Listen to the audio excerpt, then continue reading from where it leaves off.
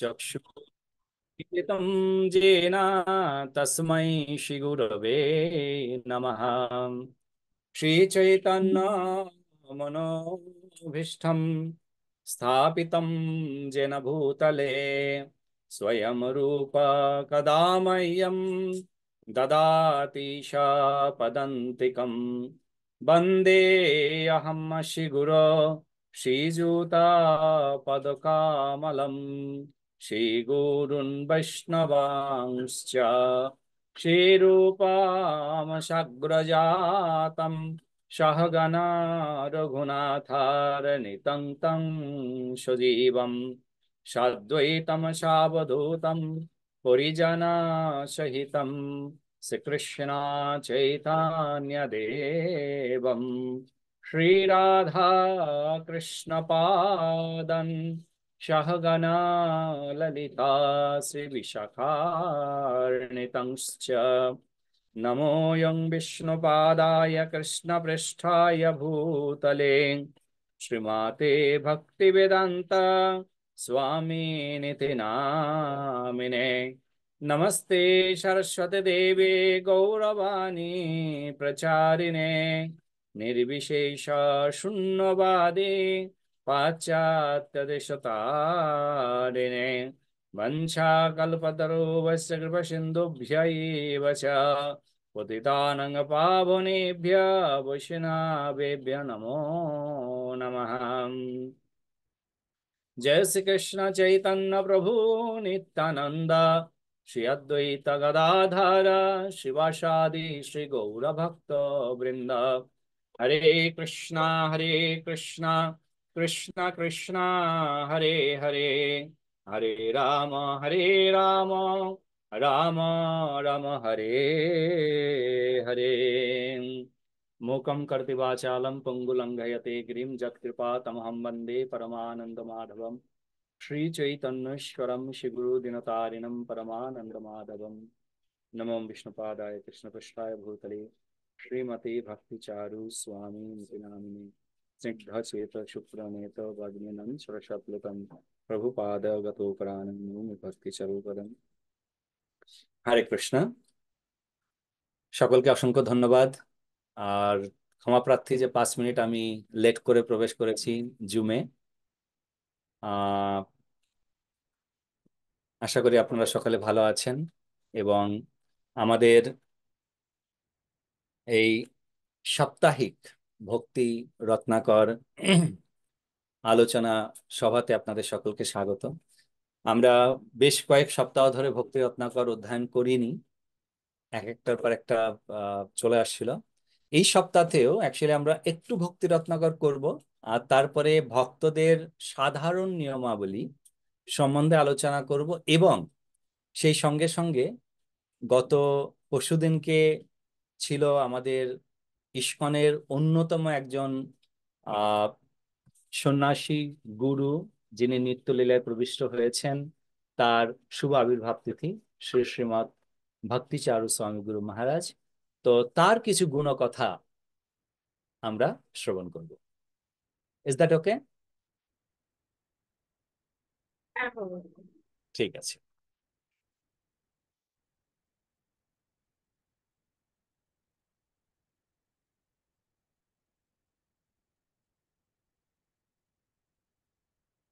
আমরা ভক্তি রত্নাকরের দ্বাদশ তরঙ্গে অবস্থান করছিলাম।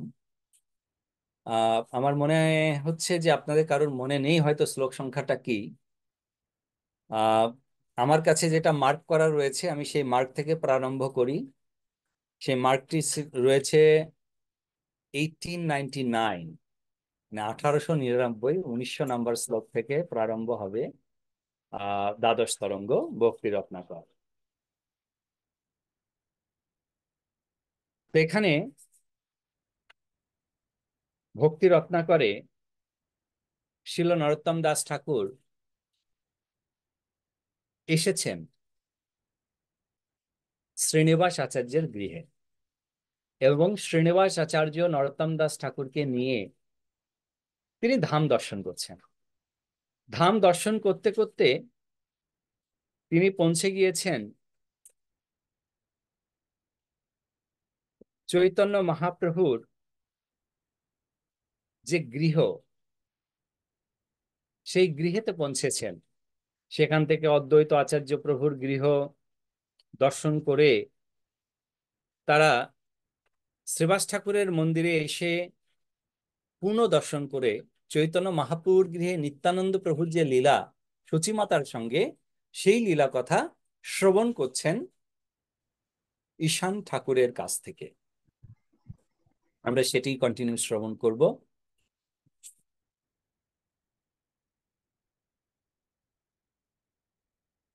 নিত্যানন্দে দিল চারি সন্দেশ খাইতে, খাইল সন্দেশ মহা কৌতুকতা হাতে। নিত্যানন্দ ভাবাবেশে বুঝনে না যায়, প্রভু সহ কত কথা রহিয়া এথায়। শ্রী নিত্যানন্দের শ্রী কৌপিন এইখানে, চাহিয়া নিলেন গৌর চন্দ্র গুণমণি। সেও কৌপিন খণ্ড খণ্ড করি গৌর রায়, দিলেন সবার সভে ধরিল মাথায়। শ্রী গৌর সুন্দর প্রেমে বিহব্বল হইয়া, নিত্যানন্দ পাদদগ সভে খাওয়াইলাম। কৌপিন ধারণার পাদদক পানে, যে প্রেম বিহব্বল তা কহিতে কে বা জানে। সংকীর্তন সুখের সমুদ্র উথলিল, গণসহ প্রভু নিত্যে বিহব্বল হইল। শ্রীমান নিত্যানন্দ প্রভু যখন সচিমাতার গৃহে আসেন, আমরা জানি যে সচিমাতা শ্রীমান নিত্যানন্দ প্রভুকে স্বপ্নতে দেখেছিলেন। স্বপ্নতে দেখলেন, আচ্ছা এই লীলাটা আমি না পূর্বেও বলেছিলাম, আমি দেখি তো কার মনে আছে সচিমাতা স্বপ্নেতে কি দেখেছিলেন, যেটি মহাপ্রভুকে তিনি বলেন যে আমি স্বপ্নে এই দেখলাম। এবং সেই কথা শুনে মহাপ্রভু বললেন, মা তুমি যা দেখেছো সেটি অ্যাকচুয়ালি সঠিক দেখতে পেয়েছো, তো তুমি খাবারের বন্দোবস্ত করো। তো সচিমাতা স্বপ্নে কি দেখেছিলেন, কে বলবেন? বলরাম আর কৃষ্ণকে দেখেছিলেন একসাথে, যুগল। বলরাম এবং কৃষ্ণকে কি দেখলেন? মানে উনি যে ভোগটা অফার করেছেন, বলরাম আর কৃষ্ণকে যে ভোগটা অফার করেছেন, মানে সেই জায়গায় মহাপ্রভু আর নিত্যানন্দ প্রভুকে দেখেছেন। না, তুমি প্রথমটা সঠিক বলেছিলে, পরেরটা একটু অ্যাড হয়ে গেল। অ্যাকচুয়ালি তিনি দেখলেন যে তিনি বলরাম এবং কৃষ্ণকে নিজে হাতে ভোজন করাচ্ছেন। তা তুমি যেটি প্রথম বলেছো সেটাই ঠিক, যে বলরাম এবং কৃষ্ণকে স্বপ্নে দেখলেন যে তিনি নিজে হাতে ভোজন করাচ্ছেন।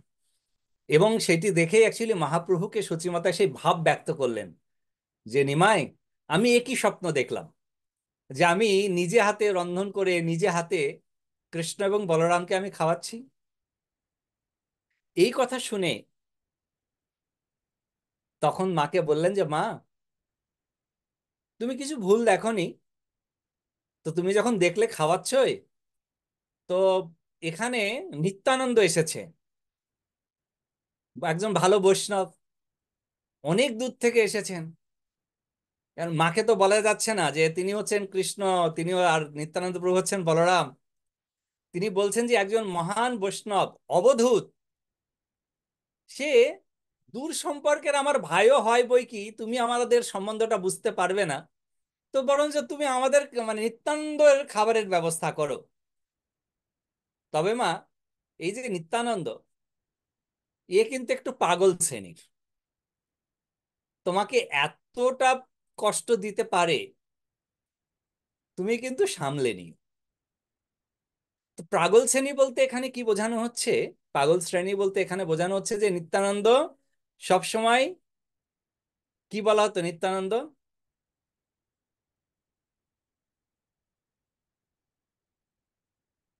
আমরা যে কাউকে ধূত বলে থাকি, ধূত, কিন্তু নিত্যানন্দকেও ধূত বলা হয়, কিন্তু ধূতের আগে আরো কিছু বলা হয়, অবধূত। অবধূত। তো তিনি হচ্ছেন অবধূত। যখন নিত্যানন্দ প্রভু মহাপ্রভুর নিমন্ত্রণে সচিমাতার গৃহে তিনি আসছেন। রাস্তাটা খুব বেশি দূর নয়। আসছেন তিনি শ্রীবাস ঠাকুরের ঘর থেকে।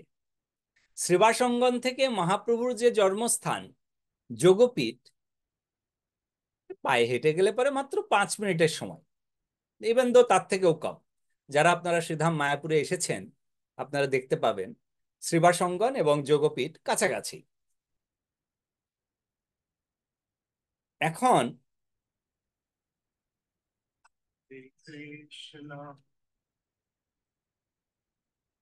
Just a second please. Hare Krishna. So Nityananda Prabhu Srivas ঠাকুরের গৃহ থেকে তিনি আসছেন মহাপ্রভুর গৃহে মাত্র 5 মিনিটের সময়।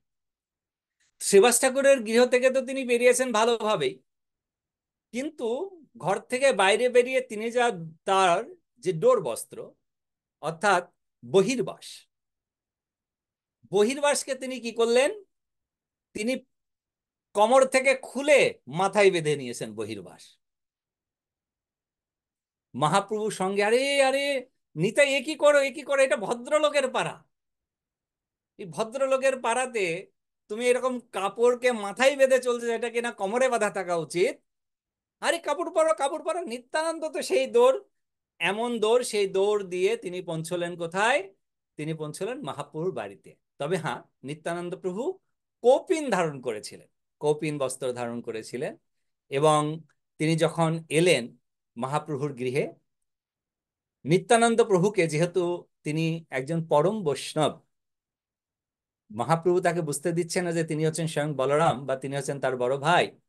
যেহেতু একজন মহান বৈষ্ণব তার গৃহেতে প্রথমবার পদার্পণ করেছেন, সেই ফলশ্রুতিতে আমাদের গৃহে যখন কোনো বৈষ্ণব প্রথমবার পদার্পণ করে, সেইরূপ ব্যক্তিত্ব বৈষ্ণব, আমরা কি করি? তার পাদ প্রক্ষালন করি।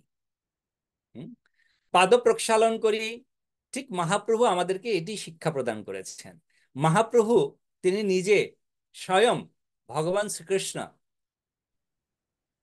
তিনি তার বড় ভাই বলরাম, যে কিনা তারই প্রকাশ, তাকে পাদ প্রক্ষালন করলেন, অর্থাৎ পাদধৌত করলেন।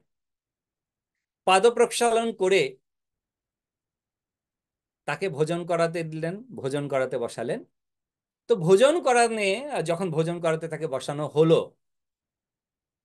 ভোজনেতে অনেক লীলা রয়েছে, ভোজন লীলা, যেখানে বারবার সচী মাতাকে তিনি বলছেন, আচ্ছা তুমি কি আমাকে এটা দিয়েছো?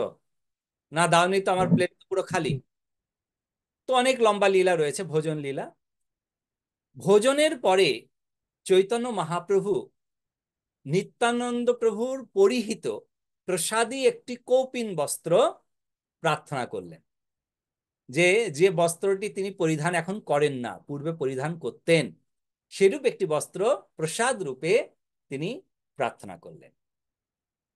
ভক্তরা সকলে খুব আনন্দিত যে মহাপ্রভু এই বস্ত্র প্রার্থনা করেছে, নিশ্চয়ই মহাপ্রভু বস্ত্রটা একা রাখবেন না। তো নিত্যানন্দ প্রভু তিনি তো ভাবেছিলেন, তার সঙ্গে যে কপিন ছিল এক্সট্রা, পড়াটা নয় এক্সট্রা, সেটি মহাপ্রভুকে প্রদান করেন। মহাপ্রভু সেই কৌপিন নিয়ে পিস পিস করে কাটেন, একটু লম্বা করে, পাতলা করে লম্বা করে। সকলে সেই পিস কৌপিন সবার মস্তকেতে ধারণ করেন এবং নিত্যানন্দ প্রভুর পাদধৌত জল সকলে গ্রহণ করেন। নিত্যানন্দ প্রভুর পাদধৌত জল আর নিত্যানন্দ প্রভুর প্রসাদী কাপড়। সুন্দর একটি শ্লোক আছে, ভক্তের 3টি মহাবলের একটি শ্লোক রয়েছে। সেই শ্লোকটিতে যাওয়ার আগে আমাদের শ্যামাকান্তা মাতার কোনো প্রশ্ন আছে বলে মনে হয়, তো মাতার কাছে আমরা যাব, বা কিছু অ্যাডিশন হয়তো আছে। বলুন মাতা, না বাবু, প্রশ্ন। বলুন। তবু এটা তো মহাপ্রভু শিক্ষা দিলেন পাদ প্রক্ষালন করা, তো ইসকনে এটা মেনে মেনে নিতে চায় না কেন প্রভুরা? গৌড়িয়ে স্বাভাবিক, যারা প্রভুরা মানবে না, তো প্রভুরা মানতে চাইবে না, কিন্তু যারা গৃহস্থ তারা তো ছাড়বে না। গৃহস্থরা ছাড়বে না। গৃহস্থরা না, যে ধরুন গৌড়ীয় মঠে, যেটা ভক্তি সিদ্ধান্ত শিল প্রভুপাদের যে মঠগুলো আছে, সেই সব মঠের অনুসারী বা বাবাজিদের অনুসারী যারা, তারা প্রত্যেকে চায় যখন কোনো সাধু বৈষ্ণব যারা আছে তারা গৃহে আসা মানে তারা একটা চেয়ার দেবেন, এখন যত নিচে বসা যায় না, চেয়ার দেবেন, নিচে একটা পাত্র রাখবেন, তার মধ্যে চরণ ধৌত করান। কিন্তু এটা ইসকনে এটা মেনে নিতে চান না কেন? অ্যাকচুয়ালি এটা ঠিক নয় যে ইসকন এটি মেনে নিতে চান না, এটি ইসকনেও রয়েছে। আপনি দেখুন, আমাদের যখন কোনো গুরুবর্গরা আসে আমরা তাদেরকে পাদধৌত করি, আমাদের যখন বরিষ্ঠ কোনো বৈষ্ণব আসেন তাদেরকে পাদধৌত করা হয়। শুধুমাত্র প্রভুপাদের শিক্ষা হচ্ছে এমন, যেখানে শিক্ষা প্রদান করা হয় যে আপনাকে হীন মানে নিজেকে সবসময় সব থেকে কনিষ্ঠ ভক্ত বলে মনে করে ভাবেন যে না না, আমি এত কনিষ্ঠ ভক্ত, আপনি কেন আমার চরণ ধৌত করাবেন? আপনি আরো মহান ভক্ত আছে, তাদের চরণ ধৌত করেন। কিন্তু এরকম না যে ইস্কনেতে পাদ ধৌত করার বিধি নেই। তো ভক্ত, এরকম তো দেখা যায় না তো। না, বিধি আছে। ওরা তো উঠে দৌড় দেয়, যদি কারো যদি ঘুরতে যায়, দেখা গেল বাচ্চাদের দিয়ে যা আছে দিদের মাতাজিরা না দুঃখ, যেহেতু ইসকনের সোসাইটিতে মাতাজিদের ওইভাবে এলাও না, তো মাতাজিরা আমাদের প্রভুরা দৌড় করতে, ওরা উল্টে দৌড় দেয়। মানে আম, আর এমনিতেও দেখি বা মহারাজরাও আসলেও ওনারা এটা এলাও করতে চান না, মানে মোটেই এলাও করতে চান না। পা ধোয়া, চরণ স্পর্শ সেটা তো আলাদা ব্যাপার। আর হচ্ছে কিন্তু পা ধোয়াটা এলাও করতে চান না মোটেই। তাদের দৈন্যতা থেকে তারা অ্যালাউ করতে চান না। কিন্তু আলটিমেটলি ইস্কনেতে এই ধরনের বিধি নেই যে পাদ ধৌত করা যাবে না। ওকে, মানে তিনি মনে করেন যে আমি এত হীন ছোট, রাইট, আমার দোয়ার তাদের থেকে অনেক মানে উচ্চ বর্গের বৈষ্ণবরা আছে, তাদের দোয়া বা কিছু এরকম রাইট, সিস্টেমটা আছে। কিন্তু শুধু এই কারণে, মানে রাইট। এটা যদি যে বলা হয় তাহলে মনে হয় এটা ভালো হয়। কারণ কি, মানে ধুতে গেলে ধোয়াতে চাই না। মানে আমরা যেরকম আজ আমি একদম প্র্যাকটিক্যাল, আমাদের মন্দিরে এক প্রভু গেছিলেন এক ভক্তের বাসায় বাড়িতে, তখন প্রভু এরকম ধোয়াবেই তারা।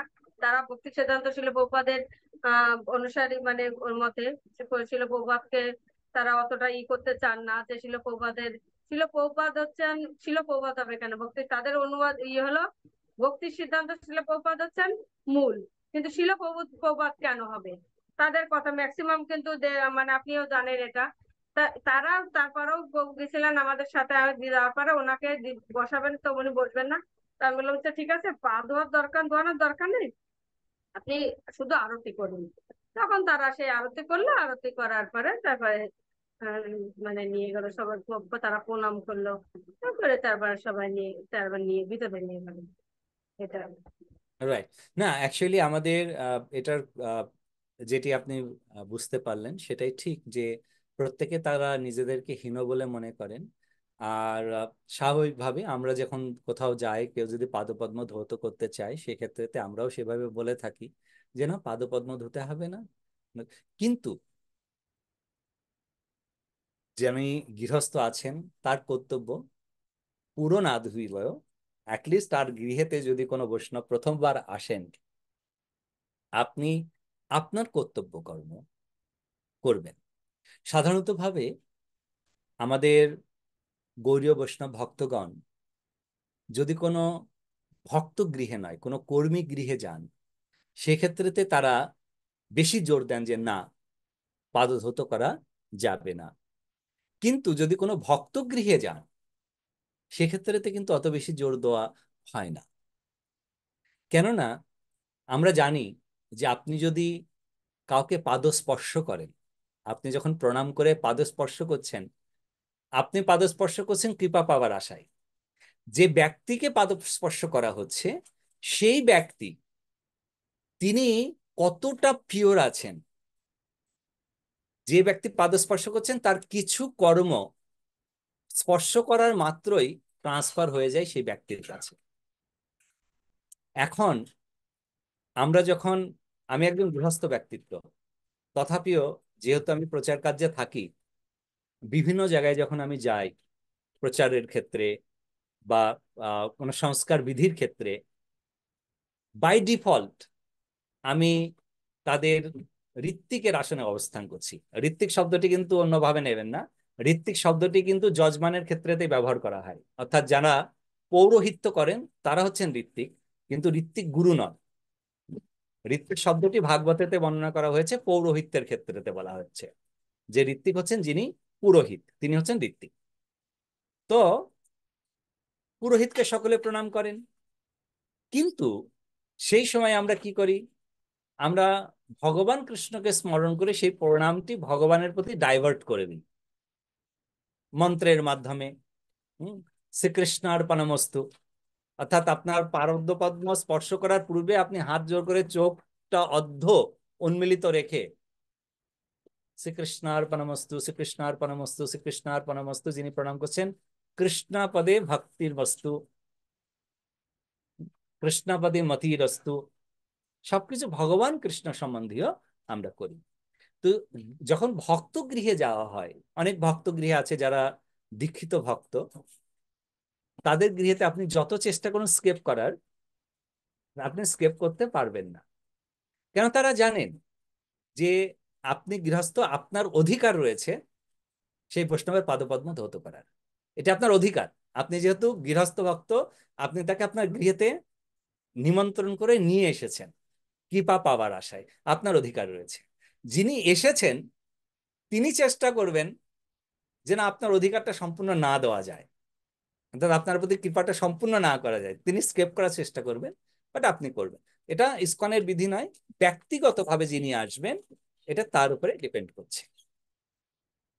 ওকে। আর একটু যে ধরুন এটা ইসের ইসকন সোসাইটির কথা হলো, যারা বাবাজিদের অনুসারী তারা তো ওপেন, তারা পদধৌত করা, সে কতটুক শুদ্ধতা আমার তার ভিতর সে নিজে মনে করছে, মানে সে নিজেকে নিজে শুদ্ধ মনে করছে, কিন্তু তার কার্যকলাপ, তার ব্যবহারে, তার যেগুলো সবকিছুতে আমরা আমরা যখন শুদ্ধ বৈষ্ণব বা গুরু পরম্পরার ধারার অনুভূতিতে যেটুকু বুঝতে পারি যে পিওরিটিটা কেমন, সেটা যখন বুঝতে পারি, তখন তার সাথে যখন তুলনা করি তখন তার ভিতরে যে ভুলভাল গুলো যখন বুঝতে পারি, সেই ক্ষেত্রে সেই রকম ভক্ত একজন আসলো আমাদের গৃহে। আসার পর সবাই পাদধৌত করলো, আমি দেখছি, দূর থেকে প্রণাম করলাম ঠিক আছে, কিন্তু তার পাদধৌত করলাম না, কারণ আমি ঠিক তার আচার আচরণ গুলোর সাথে আমি এটা মেনে নিতে পারছি না যে তিনি সেই যখন আপনি যেটা বলেন ডাইভার্ট হয়ে যায় তার আচার আচরণ গুলো, সেই ক্ষেত্রে কি এটাকে কোনো অপরাধ হবে যে আমি না ধৌত করাতে? নিঃসন্দেহে নয়, এখানে কোনো অপরাধ হবে না। শ্রবণ, তোমার কি প্রশ্ন আছে? হরে কৃষ্ণ প্রভু প্রণাম। আপনি একটু আগে বলছিলেন যে আমরা যার চরণ স্পর্শ করি তার কিছুটা কর্ম আমাদের মধ্যে মানে ট্রান্সফার হয়ে যায়, হুম তাই হুম তো? তো হুম সেক্ষেত্রে কি আমাদের বড়দের চরণ মানে আমাদেরকে তো নর্মালি শিক্ষা দেওয়া হয় যে যারা বড় আছেন বয়োজ্যেষ্ঠ সবাইকে পা স্পর্শ করে প্রণাম করার, বিশেষ করে আমরা যখন দীর্ঘদিন পর বাড়িতে যাই বা মামা বাড়িতে যাই, মামা মামি জেঠু জেঠিমা বা আদার্স যারা রিলেটিভ আছে, পিসিমণি পিসেমশাই এইসব যারা আছেন, তো সেক্ষেত্রে যেহেতু তার কর্ম আমার ভিতর ট্রান্সফার হয়ে যাচ্ছে কিছুটা, সেক্ষেত্রে কি আমাদের বড়দের চরণ স্পর্শ করে প্রণাম করা উচিত না? না না, এটাই আমার কোশ্চেন।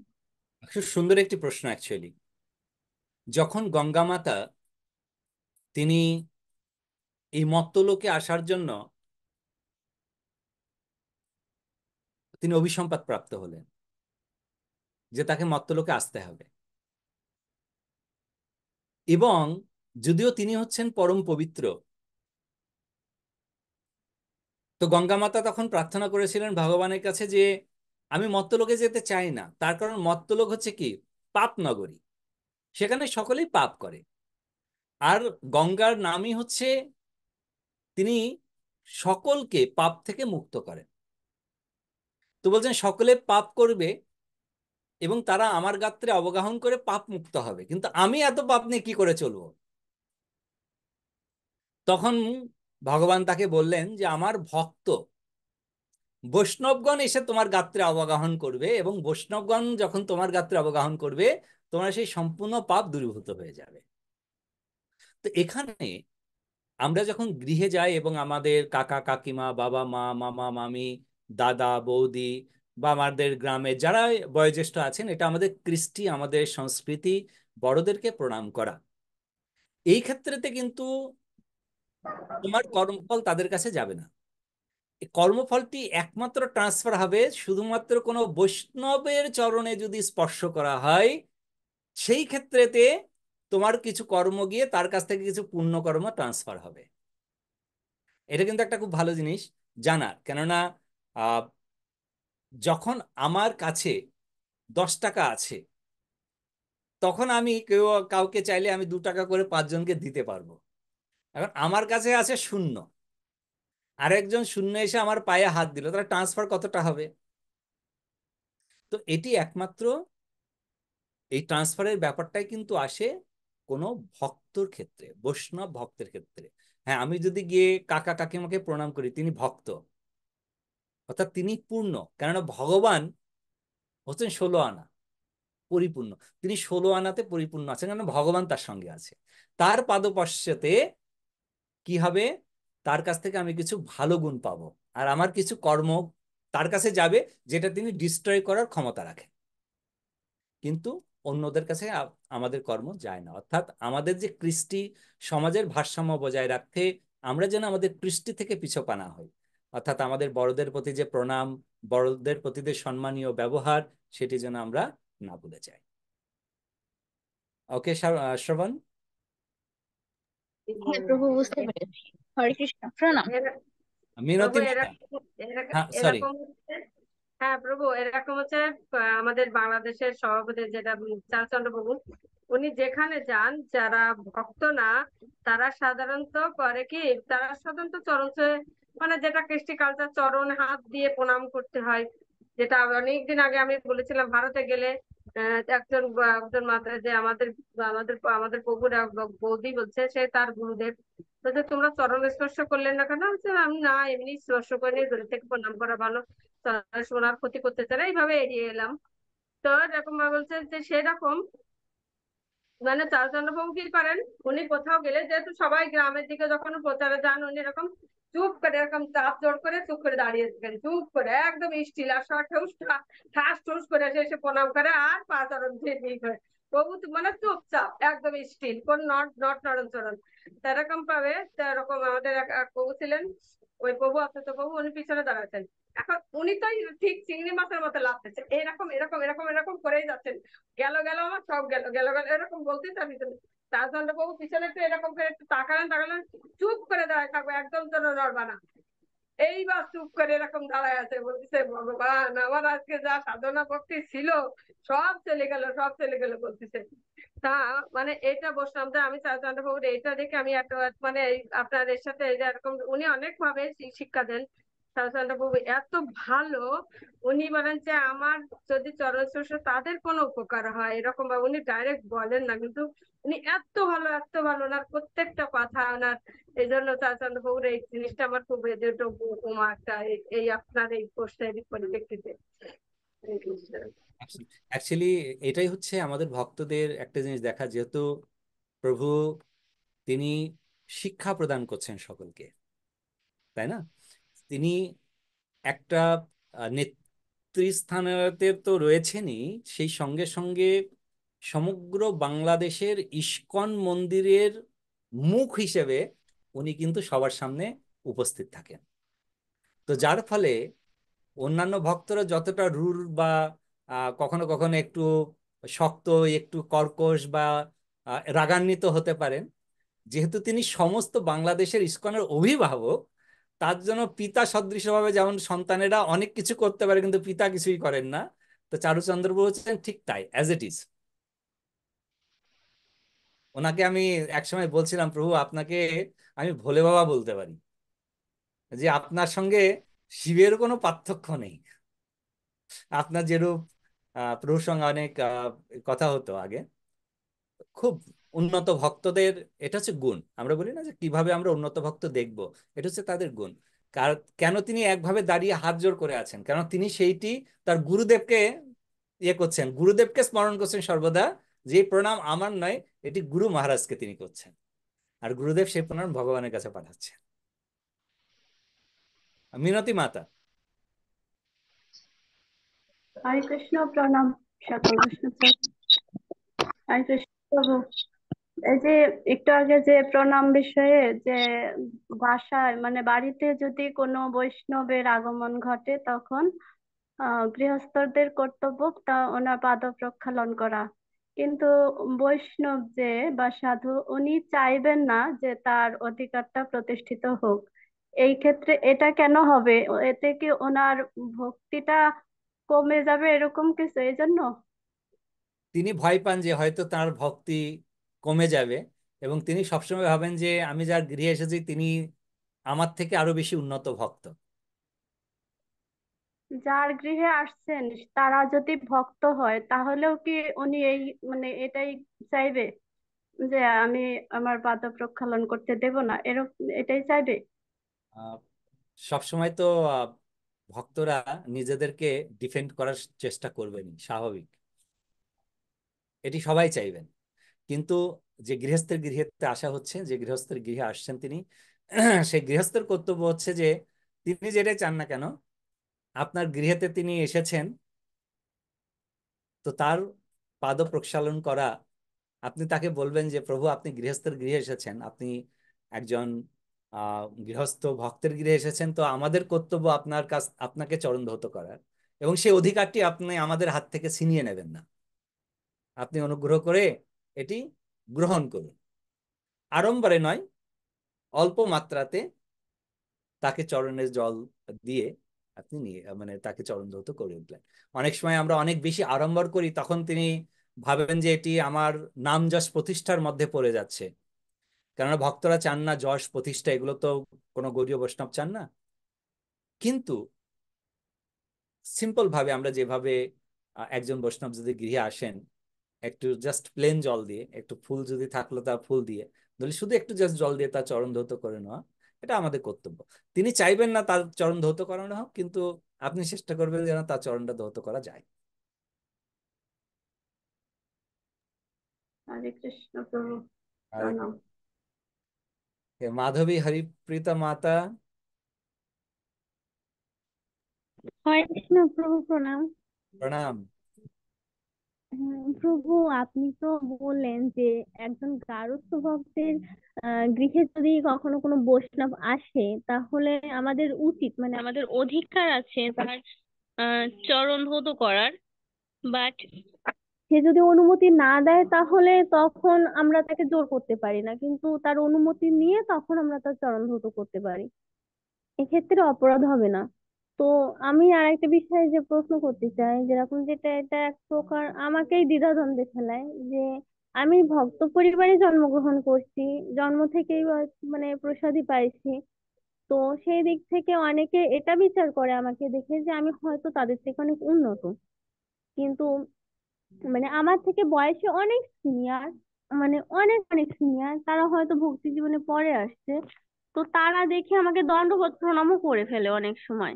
আমার যাদের সঙ্গে থাকি বা অন্যান্য আদার্স ভক্ত যারা, অনেক সময় নিজেরই হেজিটেট হয় যে আমার থেকে এত বয়সে সিনিয়র তবুও তারা আমাকে এভাবে প্রণাম করতেছে। হ্যাঁ, বৈষ্ণব হিসেবে আমিও তাদের প্রণাম করি। তো আমার এক্ষেত্রে কি করা উচিত, যে আমার কিভাবে বিবেচনা করা উচিত যে আমি তাদের থেকে ভক্তি জীবনে সিনিয়র, এইভাবে কি আমার উচিত, নাকি আমি তারা আমার বয়স জ্যেষ্ঠ, আমারও তাদের প্রণাম করা উচিত অ্যাজ ইট ইজ, তাদেরকেও সেই রেসপেক্টটা দেওয়া উচিত আমার দিক থেকে, যে তারা আমাকে বিবেচনা করছে তাদের জায়গা থেকে, আমার উচিত তাদেরকে বয়োজ্যেষ্ঠ হিসেবে সম্মান করা। এই ক্ষেত্রে আমি কিভাবে মানে বিষয়টাকে নিতে পারি এটা? ওকে। অ্যাজ পার মাই আন্ডারস্ট্যান্ডিং, মানে আমি যেটা বুঝতে পারলাম তোমার কথা শুনে, দুটো বিষয় রয়েছে। একটি হচ্ছে যে দদাতি প্রতিগৃহণাতি, কেউ আমাকে প্রণাম করছে, আমি তাকে প্রণামের মাধ্যমে সম্মানসূচক ভাবে তাকেও আমি প্রণাম করছি। প্রথম যে প্রশ্নটি তুমি করলে যে যেহেতু তোমার জন্ম হয়েছে ভক্ত পরিবারে, জন্ম থেকে প্রসাদ ভোজন করার সৌভাগ্য তুমি প্রাপ্ত হয়েছো, তো যারা অনেক বয়োজ্যেষ্ঠ তোমাকে প্রণাম করে, আমাদেরকে দেখতে হবে যে তিনি যে প্রণাম করছেন, তিনি কিন্তু এই মাধবী হরিপ্রীত দেবী দাসীকে প্রণাম করছেন না। তিনি প্রণাম করছেন যে মাধবী হরিপ্রীতার যে আত্মা রয়েছে, যিনি শাস্ত্রেতে বর্ণনা করা হয়েছে যে কে একজন ভক্ত গৃহে জন্মগ্রহণ করতে পারে। যোগী, ঋষি, যারা সিদ্ধির কাছাকাছি পৌঁছে সিদ্ধি সম্পূর্ণরূপে প্রাপ্ত হতে পারেনি, তাদের ভগবত ভক্তির মাধ্যমে যোগসিদ্ধি উপরের যে ভক্তি, যোগসিদ্ধি পর্যন্ত তারা ছিলেন, তারও উপরের যে লেভেলটি, সেই লেভেলটিতে প্রদান করার জন্য তারা ভক্ত গৃহে জন্মগ্রহণ করেন। এবং যোগের উপরে যেটি রয়েছে সেটি হচ্ছে ভক্তি। আর সেই ভক্তি জীবনে যখন গৃহস্থের কোনো ভক্ত পরিবারে কোনো সন্তান আসছে, সাধারণত ভাবে সেই সমস্ত সন্তানেরা বয়সে হয়তো তারা 15 বছর, 18 বছর, 20 বছর, 25 বছর বা 30 বছর হতে পারে, কিন্তু গুণগত দিক থেকে তারা কিন্তু অনেক বেশি সিনিয়র। তো যার ফলে যারা ভক্তরা, বিশেষ করে গৌড়ীয় বৈষ্ণব ভক্তগণ, যারা কোনো বৈষ্ণব ভক্তকে দেখেন যে একজন আহ ভক্ত, সে জন্ম থেকে ভক্ত এবং এখনো সে ভক্তিপথ সুন্দরভাবে যাজন করছেন, তখন তারা প্রণাম করছে এই ব্যক্তিত্বকে নয়, তারা প্রণাম করছে সেই সোলকে, যিনি পূর্বেতে কোনো যোগী ঋষি ছিলেন এবং যার ফলে সিন্স ফ্রম ডে ওয়ান তিনি এই ভগবত ভক্তি সুন্দরভাবে যাজন করছেন এবং অপরকে শিক্ষা প্রদান করছেন। তো ফলে এখানে হেজিটেট হওয়ার কোনো কারণ নয়, বা নিজেকে এখানে আহ সকলের সামনে শ্রেয় বলে মনে করাও উচিত নয় যে আমি কত বড় ভক্ত হয়েছি যে সকলে আমাকে প্রণাম করছে। Excuse me. এখানে যখন তারা প্রণাম করছে, তখন আমাকে দেখতে হবে যে হে পরমেশ্বর ভগবান, হে কৃষ্ণ, হে চৈতন্য মহাপ্রভু, হে গুরুদেব, আপনি কত কৃপালু। আমি এটি যোগ্য নই, তথাপিও তারা দিচ্ছেন সেই যোগ্যতা। আমাকে সেই কৃপা করুন, আমি যেন তারা যে সম্মান আমাদেরকে প্রদান করছেন, যে শুনে তার মান যেন আমি রাখতে পারি। অর্থাৎ আমি ভগবত ভক্তিতে আরো বেশি করে লীন হতে পারি, আমি আরো বেশি করে জপ করতে পারি, আমি বেশি করে আপনার কথা সকলের মাধ্যমে প্রচার করতে পারি। হ্যাঁ, হরিপ্রতা মাতা। বুঝতে পারছি। হ্যাঁ, বুঝতে পারছি যে তারা প্রণাম করতেছে, but এটা আমার গ্রহ মানে আমার না, যেরকম আপনি বললেন যে অনেক সময় পুরোহিত হিসেবে যে অনেক ভক্তরা প্রণাম করে, কিন্তু সে প্রণামটাকে ডাইভার্ট করে দেওয়া হয় ভগবানের কাছে।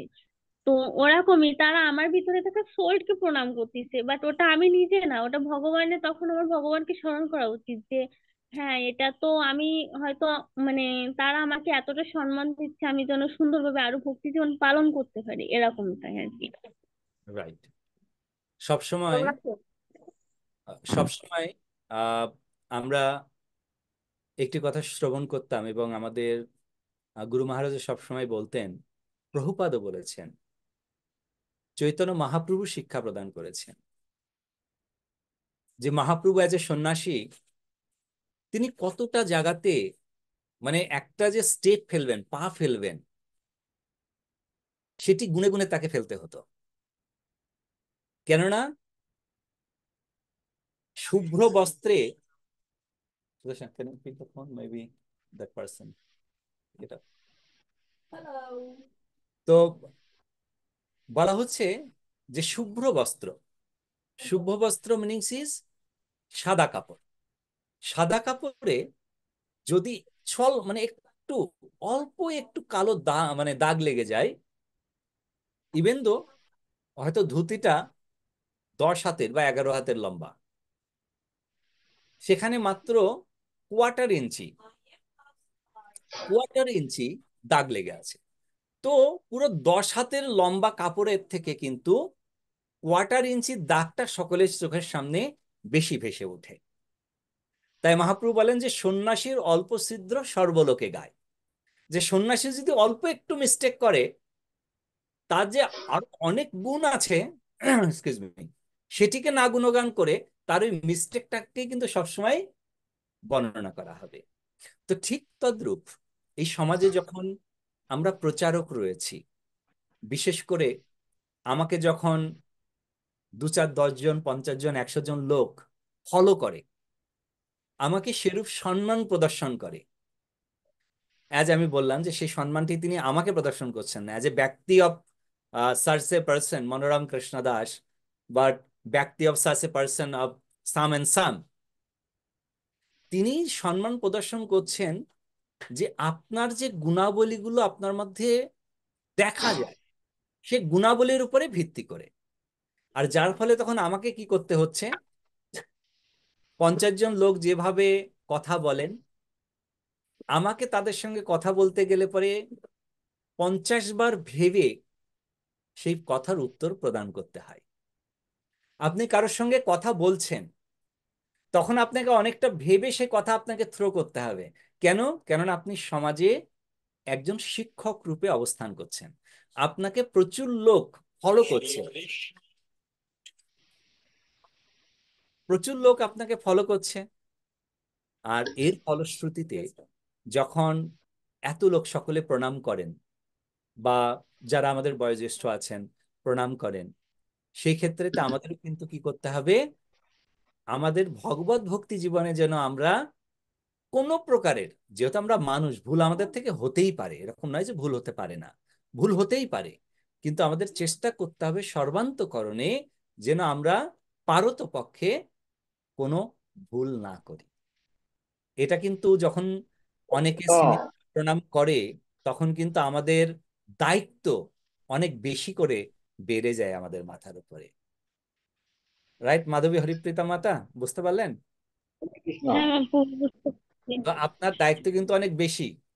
তা আপনি সমাজে যেহেতু জন্ম, আপনি একজন ভক্ত গৃহে করেছেন, মানে আপনার পূর্বকৃত সুকৃতি প্রচুর আছে, অন্যান্য থেকে অনেক বেশি। তো যার ফলে সমাজে আপনার দায়িত্ব অনেক বেশি রয়েছে। ওকে, কিছু পরমেশ্বর ভগবান তিনি নিজে ব্যক্তিগতভাবে করে আমাদেরকে শিক্ষা প্রদান করেছেন। যেহেতু তিনি করে শিক্ষা প্রদান করেছেন, তো সেক্ষেত্রে আমরা দেখতে পাই যে শঙ্খনাদ ভগবান প্রারম্ভ করেছিলেন, তিনি তার গুরুদেবকে গুরু দক্ষিণা দেওয়ার জন্য গুরুদেবের পুত্রদ্বয়কে তিনি আনতে গিয়েছিলেন সমুদ্রে। এবং তারপরে লীলা আপনারা জানেন, পুত্রদেব তো পাননি, বরঞ্চ পেয়েছিলেন এক অসুরকে, লড়াই করে সেই অসুরকে বধ করলেন তিনি। আর সেই অসুরের যে ঘর, সেই ঘরকে তিনি তার হাতে তুলে নিলেন, যে যেহেতু অসুর, তিনি ভগবানের মহান একজন ভক্ত ছিলেন, সেই মহান ভক্তকে উদ্ধার করে কিন্তু তার কথা সবসময় ভগবানের সঙ্গে নেওয়া হবে বলে ভগবান তাকে সেই বড় প্রদান করেছিলেন মারতে মারতে, এবং ভগবান তার নামকে তার হাতে তুলেন। তো সেই ঘরটি কি ছিল? অসুরের ঘরটি কি ছিল?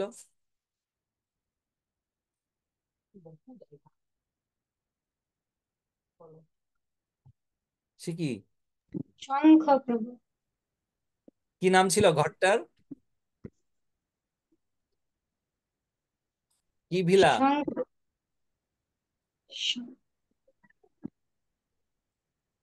প্রভু কৃষ্ণের যে শঙ্খ, এটা তো পাঞ্চজন্য শঙ্খ যেটা বলে। তাহলে আর সেই অসুরের নাম ছিল কি? ও শঙ্খচূড়। অ- পাঞ্চজন্য। পাঞ্চজন্য সে অসুরের নামই।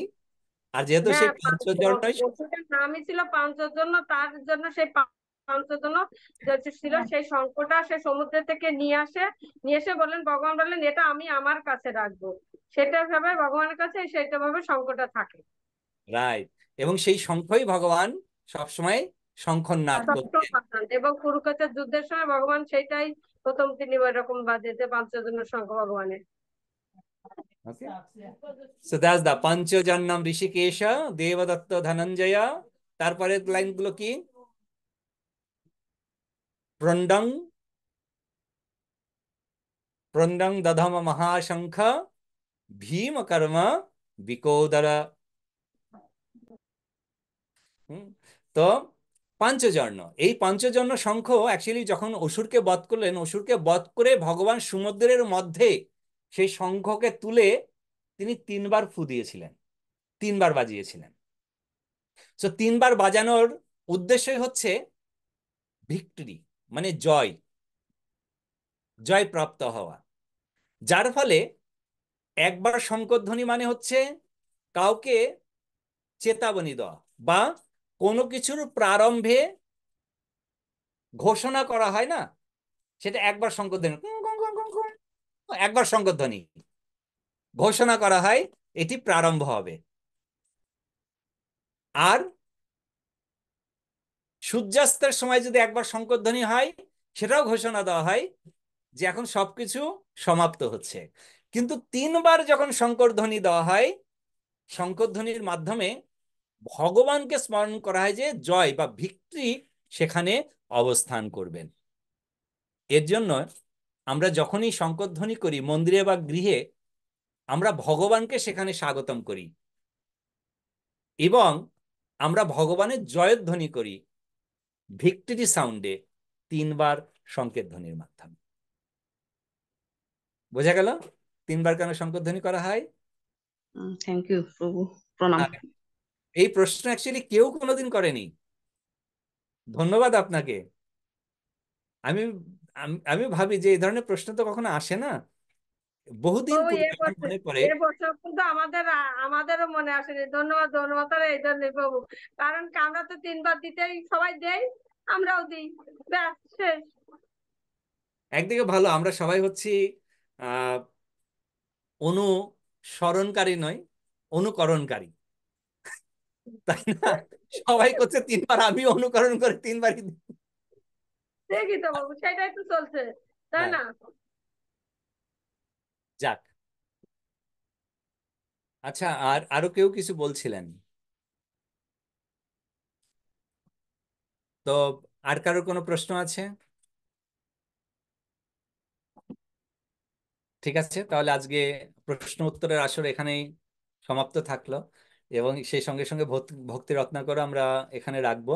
যেহেতু আমি বলেছিলাম যে গত দুদিন পূর্বেই আপনারাও সবাই যে যেখানে ছিলেন নিশ্চয়ই যোগদান করেছেন এবং শ্রবণ করেছেন। আমাদের ইস্কনের নয়, সমস্ত গৌড়ীয় গোষ্ঠীর কাছে তিনি হচ্ছেন এক অনবদ্য ব্যক্তিত্ব, যার শুভ আবির্ভাব তিথি আমরা উদযাপন করলাম 17ই সেপ্টেম্বর। যদিও এই 17ই সেপ্টেম্বর কিন্তু তার জন্মদিন নয়। তিনি তার জন্মদিন 17ই সেপ্টেম্বর রেখেছিলেন, প্রথমত তিনি চাননি যে তার এই যে আমাদের আজকে আলোচনাটা শুরুই যেটাতে হয়েছিল, এটি কিন্তু আহ, একটা প্রধান, যে যখন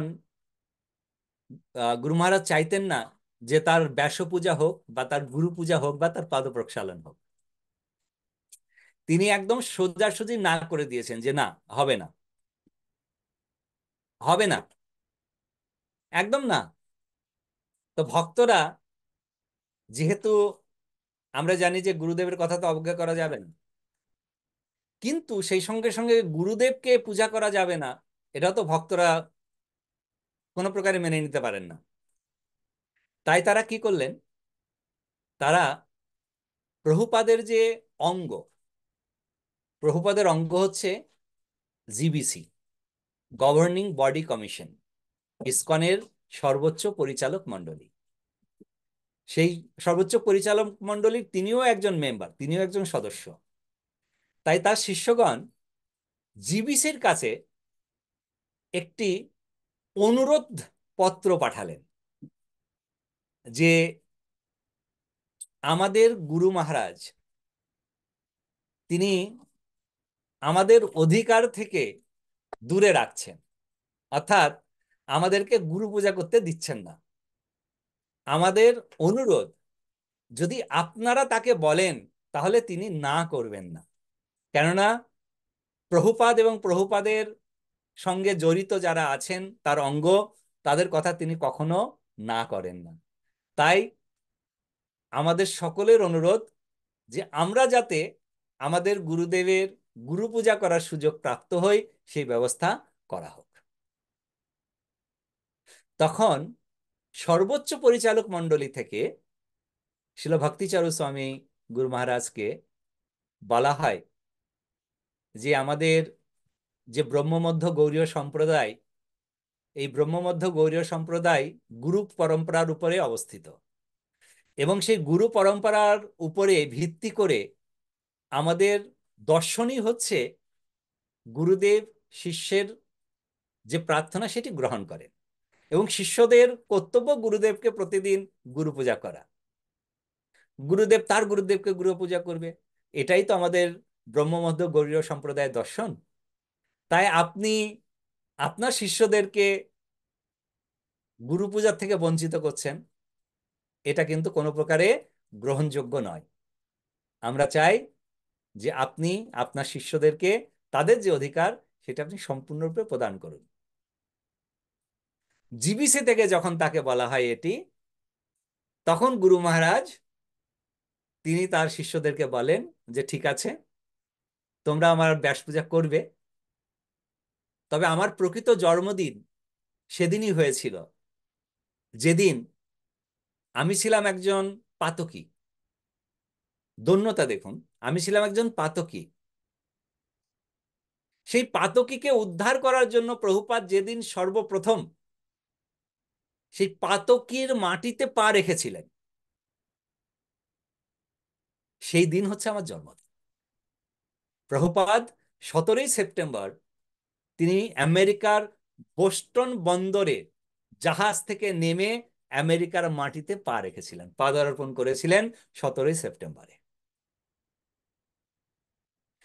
তার জন্য তিনি বললেন সেই দিনই হবে আমার জন্মদিন, এবং এই উৎসবকে ব্যাস পূজা বলা যাবে না। প্রভুপাদ যে আমাদেরকে উদ্ধার করার জন্য এসেছেন, আমাকে গুরু পূজাতে পুষ্প তো দেবে, কিন্তু গ্লোরিফিকেশন যেন প্রভুপাদের করা হয়। তার জন্য গুরু মহারাজের ব্যাস পূজাতে দুটো উৎসব হয়। একটি হচ্ছে গুরু মহারাজের ব্যাস পূজা, এবং সেই সঙ্গে সঙ্গে বর্ণনা করা হয় প্রভুপাদ মেমোরিয়াল ফেস্টিভ্যাল বা স্মরণ উৎসব। প্রভুপাদ স্মরণ উৎসব এবং ভক্তিচারু স্বামী গুরু মহারাজের ব্যাস পূজা। তো এই যে ভক্তিচারু স্বামী গুরু মহারাজ, তিনি আমাদেরকে শিক্ষা প্রদান করলেন যে বৈষ্ণবোচিত ব্যবহার কিরূপ হতে হয়, কিরূপ ভাবে দৈন্যতা প্রকাশ করতে হয়, কিরূপ ভাবে সেবা করা যায়। আমাদের আন্তর্জাতিক কৃষ্ণ ভাবনামৃত সংঘ তথা ইস্কনের ব্র্যান্ড অ্যাম্বাসেডর অফ কালচার ছিলেন হিজ হোলিনেস ভক্তিচারু স্বামী মহারাজ। কালচার বলতে বলা হয় কৃষ্টি, আমাদের গৌড়ীয় কৃষ্টি, যেটি আমাদের বৈষ্ণবীয় গৌড়ীয় বৈষ্ণব কৃষ্টি, যেটি কালচার, যেটি সেটি তিনি শিক্ষা প্রদান করতেন। যার ফলে ইস্কনের জিবিসি বর্গ তার দিকে তো সবসময় তাকিয়ে থাকতেন যে ভক্তিচারু স্বামী কিভাবে এটি প্রেজেন্ট করছেন, কিভাবে তিনি চাইছেন এটি সকলকে আমরা ফলো করব সব সময়। শিলা প্রভুপাদ তিনি একসময় বললেন তার সমস্ত শিষ্যদেরকে যে দেখো, তোমরা কোন সাধারণ ব্যক্তিত্ব নও। মহাপ্রভু আমাকে সাহায্য করার জন্য তোমাদের সকলকে আমাদের কাছে পাঠিয়ে দিয়েছেন। তো তোমরা সাধারণ নও, তোমরা সবাই হচ্ছে মহাপ্রভুর জন, তোমরা গৌরাঙ্গের নিজ জন। কেন মহাপ্রভু নিজে তা তোমাদেরকে আমার কাছে পাঠিয়েছেন।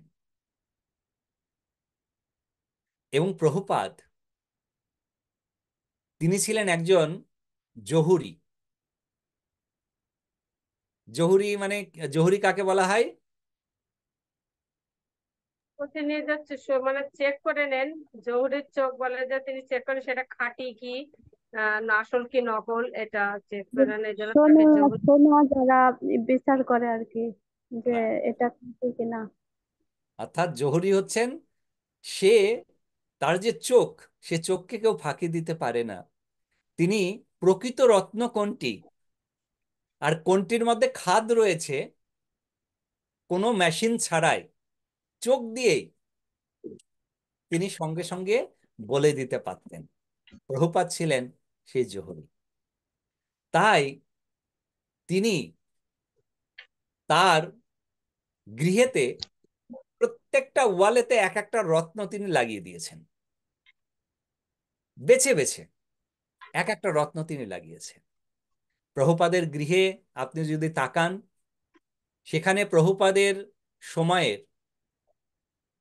তার যে শিষ্য শিষ্যাগণ রয়েছেন, সেই সমস্ত শিষ্য শিষ্যাগণ কিন্তু এক একটি রত্ন মাত্র, প্রত্যেকে এক একটি রত্ন। সেই রত্নের দ্বারা সেই গৃহটি আলোকিত হয়ে থাকে। সেই রত্নের মধ্যে একটি রত্ন হচ্ছেন ভক্তিচরণ। আর বিশেষ করে আমরা যারা বাংলা ভাষাভাষী, যারা মহাপ্রভুর ভাষা গ্রহণ করে জন্মগ্রহণ করার সুযোগ আমরা লাভ করেছি, আমাদের জন্য তিনি এমন একটি অমৃত প্রদান করে গেছেন যে ভক্তিচারু স্বামী যদি না আসতেন, তাহলে পরে সেই অমৃতটি আমরা কেউ প্রাপ্ত হতে পারতাম না। এবং সেই অমৃতটি কি? তিনি যে গীতা গীতার ভাগবতম বাংলা অনুবাদ, সংস্কৃতের অনুবাদ, মানে প্রভুপাদ ইংরেজিতে সমস্ত করেছেন, শাস্ত্র তিনি গ্রন্থের বাংলা বাংলায় অনুবাদ। এটা আমাদের জন্য দিয়েছেন, সেটা প্রভুপাদের ইচ্ছায় তিনি এটা করেছেন। রাইট। এই যে বাংলা ভাষায় ভগবদ গীতা, শ্রীমদ্ ভাগবতম, শ্রী চৈতন্য চরিতামৃত গ্রন্থ শিল প্রভুপাদ সংস্কৃত থেকে ইংলিশে তিনি করেন, কিন্তু ইংলিশ থেকে প্রভুপাদের মনোভাব বুঝে অনেক শব্দ ইংলিশে আছে যে শব্দটির যদি বাংলা বা অনুবাদ করা হয় সেটি রূঢ় হবে, কর্কশ হবে, কিন্তু সেখানে প্রভুপাদ আলটিমেটলি কি এক্সপ্রেস করতে চাইছেন, এখানে প্রভুপাদ কি বোঝাতে চাইছেন, সেই প্রভুপাদের হৃদয়ে প্রবেশ করে, তার হৃদয়ের মনের মণিকোঠায় প্রবেশ করে প্রভুপাদের কি বলতে চাইছেন সেই শব্দটি তিনি তুলে নিয়ে এসে বসিয়েছেন। যার ফলে আপনি সেই গ্রন্থ যখন পড়েন, আমরা যখন পড়ি, তখন আমরা জাস্ট একবার পড়ার মাধ্যমে আমরা বুঝতে পারি যে তার যে বাচন ভঙ্গি, লেখার মাধ্যমে আমরা যেটি পেয়েছি যে প্রভুপাদ এত সুন্দরভাবে বলেছেন, সেই সুন্দরভাবে বলাটা যদি একজন ব্যক্তি, আপনি দেখবেন কখনো কখনো কিছু ইংরেজির অনুবাদ বাংলায় আপনি পাবেন, এই আমাদের ভাগবত গীতা, চৈতন্য চরিতামৃত, ভাগবতম পড়ার পরে ওই অনুবাদের দিকে এক লাইন পড়ার পরেই বইটা সাইডে রেখে দিতে ইচ্ছা করে। আহ, কোনো রসকস কিচ্ছু নেই এর মধ্যে, একদম খাড়া খাড়া। কিন্তু শিল ভক্তিচরণ স্বামী গুরু মহারাজ সেই জিনিসটি আমাদেরকে প্রদান করেছেন। শুধু তাই নয়, আরো অনেক কিছুই রয়েছে। আমরা আহ, দু একটি লীলা বর্ণনা করব, যদিও সময় সংক্ষিপ্ত, কারণ আজকে আমাদেরকে 12টার মধ্যে শেষ করতে হবে। 5 মিনিট আমি শেষ করব, আমার মিটিং আছে পরের আরেকটি। তো শ্রবণের হাত উঠেছে আগে, তো শ্রবণ, তোমার কি প্রশ্ন? লীলা শুনে প্রশ্ন পরে করবো। সরি, বললাম যে আচ্ছা লীলাটা আগে বলি তারপর প্রশ্ন। ওকে, ঠিক আছে।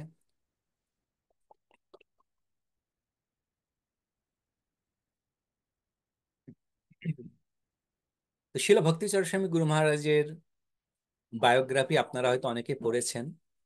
তার লীলা সম্বন্ধে আপনারা অনেকেই জানেন যে তিনি জার্মানিতে উচ্চশিক্ষা লাভ করেছেন, এবং জার্মানিতে উচ্চশিক্ষা লাভ করে তিনি কিন্তু জার্মানি থেকে ফিরে আসেন যে সাধু হবেন বলে, এবং ভারতবর্ষের বিভিন্ন জায়গায় তিনি পরিভ্রমণ করেন যে কোথায় গেলে আমি সাধু হতে পারি, একদম ভালো সাধু হতে পারি। তাই এমন কোনো জায়গা তিনি ছাড়েননি, সব জায়গায় গিয়েছেন, কিন্তু কোথাও গিয়ে ওনার ঠিক মনে হলো না যে এখানে সাধুর পরিবেশ আছে, এখানে আমি প্রকৃত তৃপ্তি পাবো সাধনা করে। Excuse me. এবং তিনি বাড়িতে ফিরে আসেন কলকাতায়। তার বাবা ছিলেন একজন প্রডিউসার, চলচ্চিত্রের একজন প্রডিউসার, সিনেমার একজন প্রডিউসার ছিলেন। তো তার গৃহেতে আসলে পরে তার এক বন্ধু, একই সঙ্গে তারা জার্মানিতে গিয়েছেন, তো সেই বন্ধু যদিও বয়সে বড়, সে কৃষ্ণ ভক্ত হয়ে গেছেন। এখন তিনি কলকাতায় এসেছেন, কলকাতায় এসে তার বাড়িতে আছেন। তো সেই বন্ধু কলকাতায় এসেছেন, কলকাতায় আসলে তখন তার গৃহেতে গিয়েছেন। ভক্তিচরণ স্বামী গুরু মহারাজের নাম ছিল কিশোর দাস। তো সেই কিশোর দাস, কিশোরের বাড়িতে গিয়েছেন প্রভুজি। কিন্তু তিনি গিয়ে তাকে কিন্তু প্রচার করেননি। গুরু মহারাজ বলেন যে যে গিয়েছিলেন গুরু মহারাজকে আলটিমেটলি করতে, তার নাম হচ্ছে সর্বভাবনা প্রভু। তো সেই সর্বভাবনা প্রভু তিনি গুরু মহারাজের বাড়িতে গিয়েছেন। তো গুরু মহারাজকে বলেননি কিছু, গুরু মহারাজও বলেননি আমি এরকম খুঁজছি সাধু হব বলে। আর তিনিও তাকে প্রচার করেন। তিনি বলছেন যে পাশে একটা ইস্কন মন্দির আছে, যাবে, চলো কি ঘুরে আসি। তো সেই কলকাতাতে তিনি আসেন। প্রথম দিকে তো এসেই একটু দেখেই চলে যান। পরের দিন তিনি আসেন কলকাতাতে আবার একা। এবং তিনি এসে প্রভুপাদের শ্রীবিগ্রহ মূর্তি, সেটি তিনি দর্শন করেন। এবং দর্শন করেই যেন মনে হয় যে প্রভুপাদ স্বয়ং বসে আছেন। প্রভুপাদকে প্রণাম করে তখন ভক্তদেরকে বলেছিলেন যে আচ্ছা, আমাকে না কোন একটা বই দেবেন, ইনার লিখা, আমি একটু পড়তে চাই। তো ভক্তরা জিজ্ঞাসা করেন, আপনি কি বই নেবেন? বলছি, যে কোনো একটা বই দিন, যদি গীতা থাকে গীতা দিন। কিন্তু সেই সময়ে গীতা ছিল না ওখানে। তো গীতা ছিল না, ঠিক আছে। তো কি বই ছিল কে জানেন? কি বই নিয়ে এসেছিলেন প্রভু গুরু মহারাজ কলকাতা মন্দির থেকে? Bhakti Rasamrita Sindhu. Nectar of devotion. তো একটা গ্রন্থ ছিল নেক্টার অফ ডিভোশন, ভক্তি রসামৃত সিন্ধু। সেই গ্রন্থটি তাদের কাছে ছিল স্টকে, সেই গ্রন্থটি দেন এবং সেই গ্রন্থ নিয়ে তিনি যান গৃহে। সেটি বলছেন যে পড়তে পড়তে সাধারণতভাবে তিনি জানতেন যে সাধনা করার উদ্দেশ্য হচ্ছে একটা, সেটা হচ্ছে মুক্তি। হুম। তো মুক্তি পাওয়াটাই হচ্ছে উদ্দেশ্য মানব জীবনের, যে মুক্তি পেতে হবে আমাকে, তার জন্য সাধনা করতে হবে। তো ভক্তি রসামৃত সিন্ধু পড়তে গিয়েই তার মনে আসলো যে আরে বাবা, আমি তো জানিছিলাম মুক্তি, এখানে তো স্বামীজি বলছেন যে মুক্তি মানে কি মুক্তি? সাযুজ্য মুক্তি, সারূপ্য মুক্তি, সালোক্য মুক্তি, সামীপ্য মুক্তি। হুম। তো কি মুক্তি? 4 প্রকারের মুক্তি। বলছে, আচ্ছা, মুক্তি আবার 4 প্রকারের হয়? আমি তো জানতাম একটাই হচ্ছে, সেটা মুক্তি, লিবারেশন। এবার দেখছি 4 প্রকার। তার মানে এই সাধু কিছু জানে। আরেকটু পড়ি, আরেকটু পড়ি। ও যে পড়তে পড়তে যেন রাত্রি শেষ হয়ে গেছে। কখন রাত্রি শেষ হয়নি, গভীর রাত্রেতে একটু স্বপ্ন, মানে নিদ্রাতীত হয়েছেন। এবং সেই সময় তিনি স্বপ্নেতে শিল প্রভুপাদকে দেখতে পান। লং স্টোরি শর্ট, আমরা সকলেই জানি প্রভুপাদকে দেখতে পেয়ে তখন তিনি ভাবলেন যে আমি এতদিন ধরে যে গুরুর অনুসন্ধান করছিলাম, পেয়ে গেছি, আমি পেয়ে গেছি। তবে একটু যাচাই করতে হবে, তো যাচাই না করলে অসুবিধা। তো যাচাই করতে গেলে কি করতে হবে? সামনাসামনি বসতে হবে, একটু ভালো ভালো প্রশ্ন ছুড়তে হবে, দেখতে হবে আমার থেকে বেশি জ্ঞানী কিনা, আমার থেকে বড় ডিগ্রি আছে কিনা, দেখতে হবে না? তাই তিনি ভাবলেন কি, তিনি গিয়ে বললেন যে আচ্ছা, আপনাদের এই গুরু থাকেন কোথায়? তো বলছে উনি তো এখন সারা পৃথিবী পরিভ্রমণ করেন, তবে উনি মায়াপুরে আসবেন, খুব শীঘ্রই মায়াপুরে আসবেন। আচ্ছা, মায়াপুরে আসবেন, ঠিক আছে, আমি মায়াপুরে যাই। মায়াপুরে গেলেন গুরু মহারাজ, এবং মায়াপুরে গিয়ে আমরা জানি ওখানে কয়েকজন ভক্তের সঙ্গে তার সাক্ষাৎ হয়। আর তখন তো ভক্ত খুব কম, আর বাঙালি ভক্ত কেউ ছিল না। তো বাঙালি ভক্ত কেউ না থাকতে ওখানে তো সব বিদেশি ভক্তরা দেখছে যে একটা বেশ ভালো শিক্ষিত বাঙালি যুবক এসছে, আর দেখতে শুনতে খুব সুন্দর। তো সব ভক্তরা তাকে বলছে, আরে, তো তুমি এখানে থেকে যাও, সবাই প্রিচিং শুরু করেছে, আরে থেকে যাও, থেকে যাও। তো গুরু মহারাজ বলছে যে ঠিক আছে, যখন বলছে থাকতে, তো থাকি না। গুরু মহারাজ নিজে বলছেন, এটা গুরু মহারাজের বায়োগ্রাফিতে উনি নিজে বলছেন। তো গুরু মহারাজ বলছেন, আমি কি করলাম, আমি বললাম যে আচ্ছা, এখানে এই যে মাথা আপনারা সব শেভ করেন, কোথায় করেন? বলি যে ওইখানে নাপিত আসে, ওখানে করে দেয়। তো গুরু মহারাজ বলছে, আমার কাছে তো ধুতি পাঞ্জাবি ছিল না। বলছে ওই আমাদের দোকানে ধুতি কিনতে পাওয়া যায়। তো গুরু মহারাজ কি করেছেন, নাপিতের কাছে গিয়ে মাথা মুন্ডন করেছেন দোকান থেকে। বললেন 60 টাকা, 7 রুপিস, 60 টাকা দিয়ে ধুতি চাদর এবং একটা জামা, মানে পাঞ্জাবি, পুরো সেট 7 রুপিজে ওখান থেকে কিনলেন। কিনে, এটি হচ্ছে 1976, 1976 সালে। ওকে। তো 1976-এ গঙ্গায় গেলেন, তার পরিহিত যে প্যান্ট শার্ট গঙ্গায় ফেলে দিয়ে ধুতি টুতি পরে চলে এসছে। তো গুরু মহারাজ বলছিল যে আমি যে শেভ করলাম, মানে এরকম নয়, ভক্ত হওয়ার জন্য আমি করিনি। আমি বললাম আগে স্বামীজি আসুক, প্রশ্ন করব, যদি উত্তরটা ভালো না পাই, আমার মনের মতো না হয়, আরে চুল তো 1 মাস পর আবার চলে আসবে, চিন্তা কোথায়, চলে যাব, আবার চুল চলে আসবে। গুরু একদম ডাইরেক্ট এরকম বলছেন গুরু মহারাজ। হুম, তার বায়োগ্রাফিতে, যে চুল তো আবার চলে আসবে, তার জন্য কিছুদিন না এদের সঙ্গে থাকলাম একটু, তো ক্ষতি নেই তো, ব্যাস।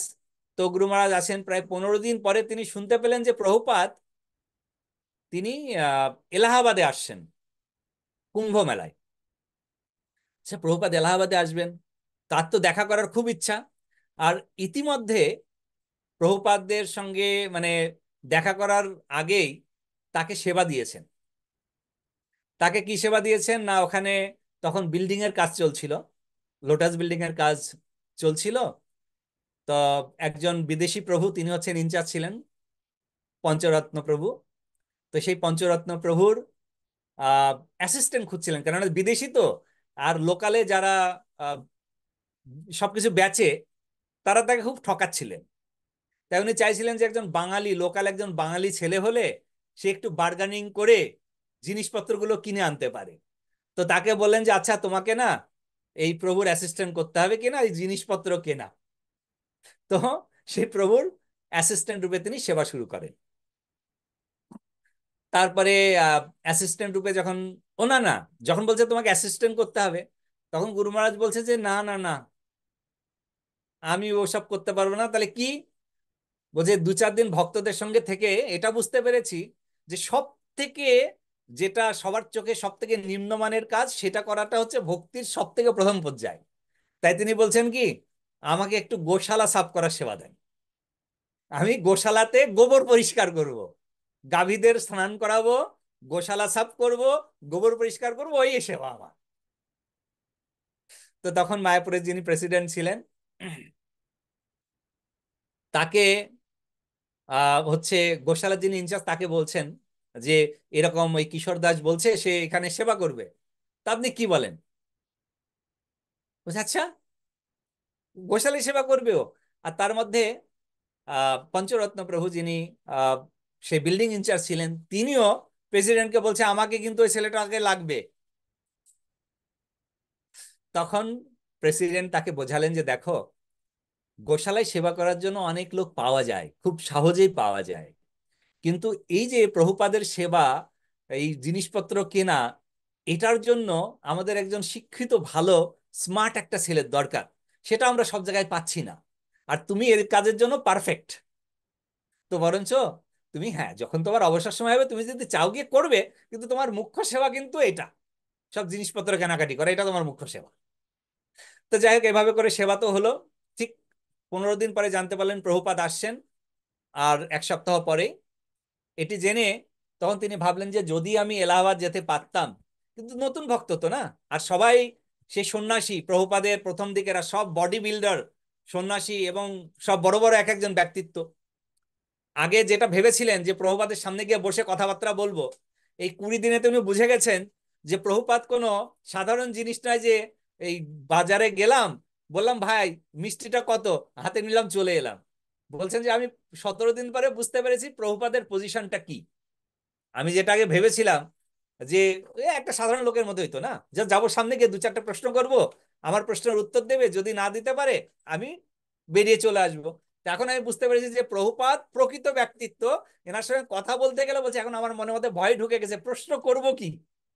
এনার শিষ্যদেরকে যা দেখছি, যে বিদেশি ভক্তরা ব্যাসাসনে বসে ভগবদ গীতার উপরে এমন ভাবে আলোচনা করছে, তার গুরুদেব কি না হবে। মানে নরোত্তম দাস ঠাকুরের শিষ্যদের কথাকে তুলনা করছেন, যে শিষ্য যদি এরকম হয় তাহলে গুরু কিরকম হবে। বলছে যে আমার ভেতর থেকে প্রশ্ন সব চলে গেছে, এখন বুঝেছি যে গুরু হলে ইনিই হবেন প্রভুপাদ। প্রশ্নের আর আমার দরকার নেই, উত্তরও আমার দরকার নেই, একবার সাক্ষাৎ পেলে হবে। তো ভক্তরা ওখান থেকে যাবেন, যারা মেন মেন ভক্ত। হঠাৎ করে প্রভুপাদ যে শিষ্য ভবানন্দ প্রভু, তখন মায়াপুরের ইনচার্জ প্রেসিডেন্ট, তিনি বললেন যে কিশোর, আমরা সবাই এলাহাবাদে যাচ্ছি, একটা সুখবর আছে। আমরা 15 জন যাচ্ছি, সেই 15 জনের মধ্যে তুমি আছো একজন। তুমি চলো, তুমি প্রভুপাদকে দেখবে বলেছো, তুমি চলো, তোমাকে আমরা প্রভুপাদের সঙ্গে সাক্ষাৎ করাবো। কিন্তু খুব আনন্দিত, প্রভুপাদের সঙ্গে সাক্ষাৎ হবে। গেলেন এলাহাবাদ। তারপরে মায়াপুর থেকে আম, পটল এই সমস্ত ঝুড়ি ঝুড়ি ভরে ভরে নিয়ে গিয়েছিলেন। প্রভুপাদ বিদেশ থেকে আসছেন, প্রভুপাদের প্রিয় জিনিস এগুলো, বিদেশে তো পাওয়া যেত না তখন। এখন যেমন পটল, আম এখানে সবকিছু অ্যাভেলেবেল, দামটা একটু বেশি কিন্তু পাওয়া যায় সবকিছুই। হ্যাঁ, তো যাই হোক, প্রভুপাদের কাছে আগে তিনি যেতে গিয়েছেন, তাকে প্রভুপাদের যে একদম বডি বিল্ডার সেক্রেটারিরা ছিলেন গেটের বাইরে দাঁড়িয়ে আছেন, টেন্টের বাইরে, কাউকে প্রবেশ অধিকার নেই। তো যেতে পারেননি, তখন বুঝতে পেরেছেন যে প্রভুপাদের সঙ্গে সাক্ষাৎ করাও ইজি ব্যাপার নয়। তো তিনি ফিরে আসছেন, সেই সময় দেখেন সেই ভবানন্দ প্রভু দুটো ঝুড়ি নিয়ে যাচ্ছেন। তো ভবানন্দ বলছে, আরে কিশোর কোথায় যাচ্ছ? বলছে যে নেই, এই তো ঘুরছি। আরে চলো আমার সঙ্গে চলো। কোথায়? না প্রভুপাদের কাছে, এইগুলো দিতে হবে। বলে আমি শুনে তো বড় আনন্দিত। এবার ভবানন্দ প্রভুর সঙ্গে কেউ তার না করবে না। সেই একটা ঝুড়ি মাথায় নিয়ে গেলাম প্রভুপাদের কাছে। তো প্রভুপাদের সঙ্গে জাস্ট, প্রভুপাদ তখন স্নান করে এসেছিলেন। তো প্রভুপাদকে ওটা দিয়ে প্রণাম করে আবার বেরিয়ে চলে আসেন। বিকেলে দেখা হয়। যাই হোক, লং স্টোরি শর্ট, 3 দিন প্রভুপাদের 1 সপ্তাহ থাকার কথা, কিন্তু 4 দিন পরেই প্রভুপাদ ডিসিশন নেন যে তিনি প্রয়াগ থেকে, ভক্তরা থাকবে কিছু, প্রভুপাদ মায়াপুরে চলে যাবেন। হঠাৎ করে তিনি শুনতে পারেন প্রভুপাদ মায়াপুরে যাবে। প্রতিদিন তিনি বিকেল বেলাতে প্রভুপাদের ক্লাস শুনতেন, প্রভুপাদ সকলের উদ্দেশ্যে ক্লাস দিতেন, শ্রবণ করতেন। তো যখন তিনি শুনলেন, খুব ভারাক্রান্ত হৃদয় হয়ে গেল, প্রভুপাদ চলে যাবেন, প্রভুপাদের মুখের ভাগবত কথা শ্রবণ করতে পারবো না। খুব দুঃখান্বিত, কিন্তু কাউকে কিছু বলতে পারছেন না। তো রাত্রের বেলায় ভবানন্দ প্রভু তাকে বললেন যে আচ্ছা, প্রভুপাদে চলে যাচ্ছে, প্রভুপাদের সঙ্গে 12 জন প্রভুপাদের সঙ্গে ট্রাভেল করছে। তার মধ্যে প্রভুপাদের 2 জন সেক্রেটারি প্রভুপাদের সঙ্গে এসি কামরাতে আছে, আর অন্যান্য ভক্তরা হচ্ছে রিজার্ভেশন কম্পার্টমেন্টে আছে, এসিতে নয়। কিছুক্ষণ পরে একজন ভক্ত এসে বলে, জানো তো, যে 12 জনের মধ্যে তুমি একজন আছো। তখন তো তিনি খুব আনন্দিত, আরে ঠিক আছে, তাহলে তো প্রভুপাদের সঙ্গে সাক্ষাৎ হবে। তো এবার তিনি এসিতে, তো প্রভুপাদ আছেন, প্রভুপাদের সঙ্গে ভবানন্দ মহারাজ আছেন, আর আরেকজন ছিলেন, আমি নাম ভুলে গেছি, তমাল কৃষ্ণ মহারাজ ছিলেন। তো তখন ভবানন্দ মহারাজ কি করেছেন, রাত্রি প্রায় 10টা বাজে, সেই সময় তিনি জেনারেল কম্পার্টমেন্টে যান। সেখানে গিয়ে কিশোরকে বলেন, কিশোর চলো আমার সঙ্গে, তোমার সঙ্গে তো ডাইরেক্ট প্রভুপাদের কথা হয়নি, এই একটা সময় তুমি প্রভুপাদের সঙ্গে কথা বলতে পারো। তিনি বলছেন, না না না না, এই প্রভুপাদ দূর থেকে আমি ক্লাস দেন, প্রভুপাদ আমি শুনি, আমি খুশি, আমি আর কথা বলতে চাই না। মানে কি বলবো তার সামনে, আমি সব হারিয়ে গেছে, আমার মধ্যে থেকে বলার এটাই হারিয়ে গেছে। তো ভবানন্দ বলছে যে না, তুমি সেই প্রথম থেকে বলেছো প্রভুর কথা বলে, কোনো প্রশ্ন নাই, চলো আমার সঙ্গে। তিনি যাবেন না, বলছে হাত ধরে টেনে নিয়ে এসছেন। হ্যাঁ, বলছেন যে যেমন গুরু মহারাজ বলছেন যে যেমন হয় না, একটি গাভী, তাকে যখন কোথাও নিয়ে যাবেন, যাচ্ছে না না, তাকে টেনে হিসড়ে নিয়ে যাওয়া হয়। তো এই ভবানন্দ প্রভু তাকে টেনে হিসড়ে নিয়ে আসছেন। প্রভুপাদ বসে আছেন, বসে তিনি কথা বলছেন। তো ভবানন্দ প্রভু মহারাজ তিনি দরজা খুলে গুরু মহারাজকে বলছেন, কিশোরকে বলছেন যে যাও, তুমি যাও, প্রভুদের সঙ্গে কথা বলো। তিনি বলছেন যে না, আমি এখান থেকে প্রণাম করে আমি ফিরে যাচ্ছি। তখন বলছেন যে সেই ভবানন্দ প্রভু তাকে পেছন থেকে একটা ধাক্কা মেরেছে। তো ধাক্কা মারতে তিনি ভেতরে ঢুকে গেছেন, এসে প্রণাম করেছেন কোথায়, প্রভুপাদের চরণে লণ্ঠিত হয়ে প্রণাম করেছেন, একদম ফ্লোরে, ট্রেনের ফ্লোরে। তো প্রভুপাদ তারপরে তাকে ইন্ট্রোডাকশন দিলেন, ভবানন্দ প্রভু কিশোর দাস এসছেন, আপনার সঙ্গে সাক্ষাৎ করবেন। এরপরে প্রভুপাদ তাকে বললেন যে আরে উঠো উঠো উঠো, বসো। তো গুরু মহারাজ বললেন, না আমি এখানেই ঠিক আছি, নিচে বসে আছে। আরে না না, উপরে ওঠো, উপরে ওঠো, উপরে বসো, চেয়ারে বসো। তো প্রভুপাদ একটা ব্ল্যাঙ্কেটে বসেছিলেন কম্বলের উপরে। তো সেই কম্বলটাকে, মানে কম্বলটা পুরো সিটেতে লাগানো ছিল, তো কম্বলটাকে একটু তুলে গুরু মহারাজ বসতে, আরে কম্বল তুলছো কেন, কম্বল তুলছো কেন, ঠান্ডার সময় তো, শীত পড়ছে, ঠান্ডা, কম্বল তুলছে কেন, কম্বলের উপরে বসো, মানে প্রভুপাদ যেখানে বসে থাকেন সেম। তারপর প্রভুপাদ কথাবার্তা বলেন তার সঙ্গে। বলতে গিয়ে প্রভুপাদ তার তিনি কোথায় পড়াশোনা করেছেন সেগুলো ভবানন্দ বসু বলেন। সঙ্গে সঙ্গে প্রভুপাদ তার ব্যাগটা বের করে ব্যাগের থেকে একটা পত্র বের করলেন, চিঠি। সেই চিঠিটি বের করে প্রভুপাদ বললেন, আচ্ছা তুমি এই চিঠিটা একটু আমাকে পড়ে শোনাও। চিঠিটা ছিল হিন্দিতে। হিন্দিতে প্রভুপাদ পড়ে শোনালেন। আচ্ছা, ঠিক আছে, চিঠিটা রাখলেন। তারপরে প্রভুপাদ একটা ইংলিশ লেটার বের করলেন, বললেন আচ্ছা এই চিঠিটা তুমি আমাকে বাংলাতে অনুবাদ করে শোনো। সেই চিঠিটার বাংলায় অনুবাদ প্রভুপাদের চিঠিটা গুরু মহারাজ করলেন। এটা করতেই সঙ্গে সঙ্গে তমাল কৃষ্ণ মহারাজ ছিলেন তখন প্রভুপাদের সেক্রেটারি। তমাল কৃষ্ণ মহারাজকে বললেন যে তমাল, এই মায়াপুরে যখন যাবে, ভবানন্দ মহারাজকে বলছেন যে ভবানন্দ আর তমাল, আজকের থেকে এ হচ্ছে আমার ইন্ডিয়ার সেক্রেটারি, আজকের থেকে এ হচ্ছে আমার ইন্ডিয়ার সেক্রেটারি, এবং আমার যত গ্রন্থ আছে ইংরেজিতে সেই গ্রন্থগুলো বাংলায় অনুবাদ করার দায়িত্ব তোমার। গুরু মহারাজ বলছেন যে প্রভুপাদ অ্যাকচুয়ালি তার গ্রন্থ বাংলায় অনুবাদ করার জন্য অনেক প্রপোজাল এসেছিল, অনেক বড় বড় দার্শনিক, বড় বড় এডুকেটেড ডবল পিএইচডি হোল্ডার বাংলায় এসেছে যে স্বামীজি আপনার বই আমরা বাংলায় অনুবাদ করতে চাই। প্রভুপাদ কিন্তু কাউকে সেই দায়িত্ব প্রদান করেননি, কিন্তু এক সাক্ষাতে ট্রেনের মধ্যে কয়েক মিনিটের কথায় মাত্র দুটো চিঠির অনুবাদে প্রভুপাদ সেই গুরু দায়িত্ব তাকে প্রদান করলেন। যে বাংলাতে আমার গ্রন্থগুলো তুমি অনুবাদ করবে। তারপরে আমরা জানি যে ঠিক 3 মাসের মাথায় ছিল গৌর পূর্ণিমা, 1977 সাল। প্রভুপাদ কিশোর দাসকে দীক্ষা প্রদান করলেন, হরিনাম এবং ব্রাহ্মণ দীক্ষা।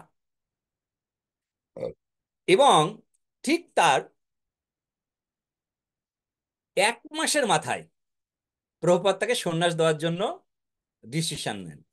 তো সেই সময়ে যে যারা ছিলেন জিবিসি, যখন তারা ছিলেন, প্রভুপাদ অলরেডি জিবিসি ফর্ম করেছেন, জিবিসি মেম্বার যারা ছিলেন তারা প্রভুপাদকে বলেন যে প্রভুপাদ মাত্র 3 মাস হলো, 4 মাস হলো এই আমাদের সোসাইটিতে যোগদান করেছে, এত তাড়াতাড়ি কি সন্ন্যাস দেওয়া ঠিক হবে?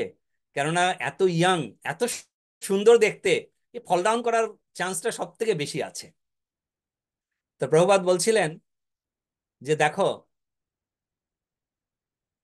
তোমরা এর গুরু হচ্ছ না, এত চিন্তা করো না, আমি তো তার গুরু, যা হয় আমি দেখে নেব। এবং আমরা জানি 3 মাসে যখন তিনি দীক্ষা গ্রহণ করেন ব্রাহ্মণ এবং সেকেন্ড, তখন প্রভুপাদকে যে দীক্ষার পরে ভিক্ষা দিতে হয় সেটা তিনি জানতেন না, কারণ তিনি সোজা চলে গেছেন রান্নাঘরে প্রভুপাদের জন্য রান্না করতে। যখন সন্ধ্যার সময় প্রভুপাদের ভোজন করাচ্ছেন, তখন ভক্তরা যারা দীক্ষা পেয়েছেন তারা এসে প্রভুপাদকে প্রণামী দিচ্ছেন।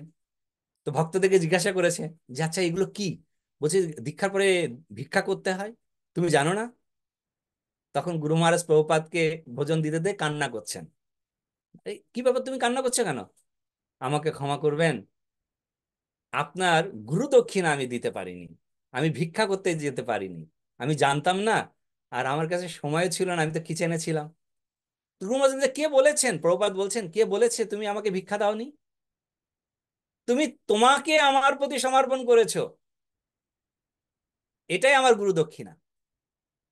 সেই সময় ছিল ভক্তিচরণ স্বামী গুরু মহারাজ, তিনি ভুলণ্ঠিত প্রণাম করে বলেছিলেন যে প্রভুপাদ, এখন থেকে এই বপুটি হচ্ছে আপনার, আপনি যেভাবে এটিকে ইউটিলাইজ করতে চান আপনি করুন। আমরা দেখেছি যে প্রভুপাদের মিশনকে একটি ছত্রের নিচে নিয়ে আসার জন্য প্রভুপাদ যখন চলে যান, ইস্কনের খুব ভালো দিন ছিল না। আমি কোনো এক সময় বলবো আপনাদেরকে ইস্কনের সেই দিনের কাহিনী, 1978 থেকে 1981 পর্যন্ত। এই সময়ের কাহিনী অনেকেই জানেন না, অনেক আমাদের ইস্কন বড় সিনিয়র ভক্তরাও জানেন না। অনেক হিডেন ট্রেজারি আমি জানি, যেটি আমি বলবো বৈষ্ণবদের কৃপায়, গুরু মহারাজের কৃপায়, কেন যেহেতু গুরু মহারাজের একটু সেবা করার সুযোগ আমার প্রাপ্ত হয়েছিল, তার পার্সোনাল সেবা করার সুযোগ আমার হয়েছিল। তিনি যখন মায়াপুরে ছিলেন তখন তো করতামই, তো তখন তো এই কথাগুলো আলোচনা হতো না। আমেরিকায় এসে, এখানে তো বেশি ভক্ত নয়, আমি একমাত্র, তো রান্না করা, তাকে প্রসাদ পাওয়ানো, তো গুরু মহারাজ একা প্রসাদ পান না, অনেক সিনিয়র ভক্তদের সঙ্গে বসে প্রসাদ পান সেই সময়। তখন তারা কিছু প্রশ্ন উত্তর আলোচনা করছিলেন। একসময় এই প্রশ্নটি এসেছিল, প্রভুপাদ যাওয়ার পরে ইস্কনের কি অবস্থা হয়েছিল। সেটি এই ওয়াশিংটন ডিসিতেই। আমি প্রসাদ সার্ভ করছি, আমাদেরই একজন বিদেশি ভক্ত, যিনি আহ ইস্কনে যোগদান করেন 1979 সালে, এবং তিনি জানেন যে তখন একটা খুব খারাপ সময় চলছিল, কিভাবে এটা একত্রিত হলো। তখন গুরু মহারাজ বলছিলেন, এটি খুব সুন্দর, আপনাদেরকে বলবো পরে, যে কিভাবে তিনি এক ছত্রে ইস্কনকে তিনি নিয়ে এসে বেঁধে রেখেছেন। তিনি চাইতেন না যে ইস্কন গৌড়ীয় মঠের মতো পিস পিস হয়ে ভেঙে যাক, কাচের গ্লাসের মতো। তিনি সবসময় চান যে আমরা একে অপরকে সাহায্য করে আমরা যেন ইস্কন নামক যে তরি, সেটিতে আমরা সকলেই থাকি। এবং গুরু মহারাজের সব থেকে যে ইম্পর্টেন্ট একটি আহ অনুরোধ বলবো এবং ইম্পর্টেন্ট উপদেশ বলবো, তিনি অনুরোধ করতেন ভক্তদের উপদেশের মাধ্যমে। অনুরোধ কি করেছিলেন, যে ইস্কন নামক যে তরি এই মহাসমুদ্রে চলছে, ভবসমুদ্রে চলছে। ভবসমুদ্রে অনেক আথান পাথান আসবে, ঢেউ আসবে, হ্যাঁ, জোয়ার ভাটা আসবে। তাতে করে মনে হবে যে তরিটি, নৌকাটি তলিয়ে গেল বলে। কেউ যদি ভাবে যে আমি নৌকার সঙ্গে ডুবে গিয়ে মরে যাব, আমি জলে ঝাঁপ দিই, তাহলে তার মৃত্যু অবশ্যম্ভাবী। কিন্তু সে যদি নৌকাটাকে জাপটে ধরে রাখে, তাহলে পরে সেই নৌকা জলের ভেতরে গিয়ে আবার উপরে চলে আসবে, এবং সে তার গতিতে আবার চলতে থাকবে, এবং সেই নৌকাটি হচ্ছে ইস্কন। তাই গুরু মহারাজ সবসময় বলতেন, নেভার লিভ ইস্কন। কখনো তোমরা ইস্কনকে ছেড়ে যাবে না, কখনো তোমরা, কেন ইস্কন যেটি প্রভুপাদ বানিয়েছেন, কিন্তু এটি প্রভুপাদ নয়, এটি কৃষ্ণের নিজের একটি অর্গানাইজেশন, কৃষ্ণের নিজের একটি এজেন্সি। প্রভুপাদ হচ্ছেন তার ডাইরেক্টর ছিলেন। তো ফলে ইস্কন নামক জাহাজ থেকে যেন আমরা জাম্প না করি, ছেড়ে না যাই। অনেক কষ্ট আসবে, অনেক আহ, ভালো টাইম খারাপ টাইম আসবে, অনেকের সঙ্গে মনোমালিন্য হবে, অনেক ভক্তের সঙ্গে মনোমালিন্য হবে। সেটি ভক্তদের ব্যক্তিগত মনোমালিন্য বলে ধরতে হবে, এটি অর্গানাইজেশনের কোনো খারাপ জিনিস নয়। তার জন্য আপনাদের কাছে অনুরোধ, যে আপনারা ইস্কনের সঙ্গে যেভাবে যুক্ত আছেন, আপনারা কখনো ইস্কনকে ছাড়বেন না। ইস্কন নামক যে তরি, এখানে যদি আপনারা জাপটে ধরে রাখেন না, এই জীবন নয় পরের জন্মে ভগবত ধামে অবশ্যই যাবেন। আজকের এই মহান দিবসে আমি আপনাদের সকলের হয়ে শ্রী শ্রীমৎ ভক্তিচারু স্বামী গুরু মহারাজের চরণে প্রার্থনা করি, যে গুরু মহারাজ যেন আমাদের সকলকে সেই শক্তি প্রদান করেন, যে আমরা ইস্কন নামক জাহাজ থেকে যেন কখনো কোনো পরিস্থিতিতে আমরা লাফ দিয়ে আত্মহত্যা না করি। সেই প্রার্থনা শিল গুরু মহারাজের চরণে আমি করি আপনাদের সকলের হয়ে। এবং গুরু মহারাজের চরণে আমি প্রার্থনা করি যে, হে গুরু মহারাজ, আপনি যেভাবে আমাকে উপদেশ প্রদান করেছেন যে সর্বদা ইস্কনে থেকে ইস্কনের সেবা করে ভগবত ভক্তদের সেবা করার, আপনি আমাকে কৃপা করবেন। আমি যেন আমার জীবনের শেষ নিঃশ্বাস পর্যন্ত ভগবত ভক্তদের সেবার দ্বারা এবং ভগবানের সেবার দ্বারা আমি যেন আমার জীবিকা অবলম্বন করতে পারি। এই প্রার্থনা করেই আজকের লীলার কথা আমরা শেষ করছি। দুটো প্রশ্ন আমরা নেব, সেটা হচ্ছে শ্রবণ অনেকক্ষণ আগে হাত তুলেছেন এবং শ্যামকান্তা মাতা হাত তুলেছেন। পরের প্রশ্নগুলো আপনারা লিখে রাখবেন, পরের ক্লাসে হবে। শ্রবণ। হরে কৃষ্ণ প্রভু প্রণাম। একদম ছোট কোশ্চেন, মানে একটা ওয়ার্ডে বলা যাবে এরকম।